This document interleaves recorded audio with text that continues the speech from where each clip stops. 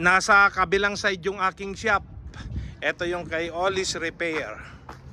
Yan. Ito yung aking gagawin. Oh, tindahan ng ice cream ito. Ito yung loob. Ito dito sa Canada ay kailangan i-inspeksyonin taon-taon pagdating ng summer na magbebenta. O ayan o. O nandun yung lisensya nyo. O tapos may 4 yung compartment sink nya. Ayan yung mga freezer o lalaki. O. May aircon pa yan sa ibabaw. Tapos na-flat yung double tire to. Na-flat yung panlabas. O ayan yung aking crocodile jack.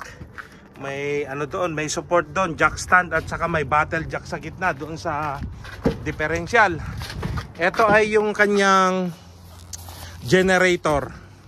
Ayan, may generator yan. Oh. Ha? Yung aktor, nandito ngayon yung aktor, gagapang na. O, gagapang na yung bida. O, eto na.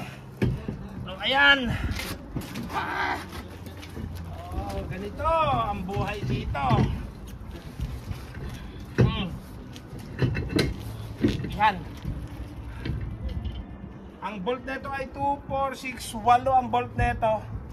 Na malalaki yung nuts.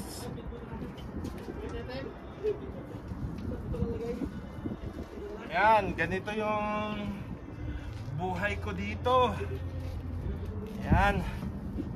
Pero sa Pilipinas nung nag-shop ako, may tauhan ako na tinuruan akong 3 Tagala Union.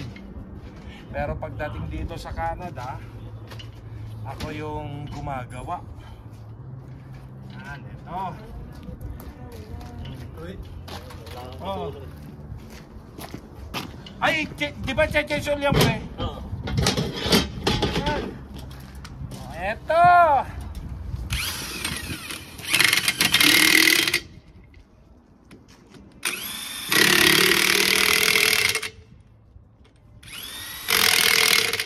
Wow, nakalimutan ko yung aking earplug. Masakit sa tenga.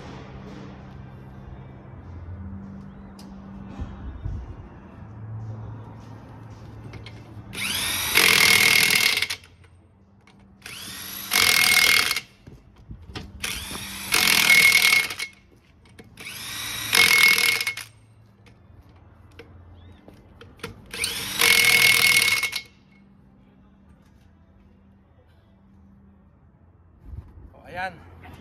Iyaano pa natin to. Ha? Oo, tatanggalin ko lang yung jack stand. Ang laki nung aking jack stand do. Ito torque ko pa ito torque. Ginagawa kasi doon sa kabilading side. Blade dyan?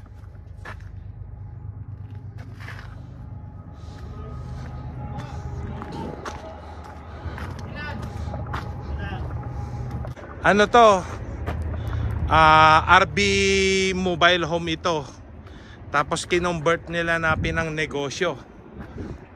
So, ayan o. Ayan, nandiyan pa yung mga cabinet nung dati o.